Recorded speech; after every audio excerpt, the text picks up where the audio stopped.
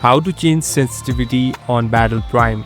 In this video, I'm going to show you how you can easily customize it. First of all, open the application.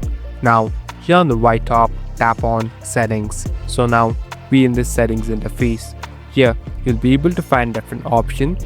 Here on the top, simply tap on Sensitivity.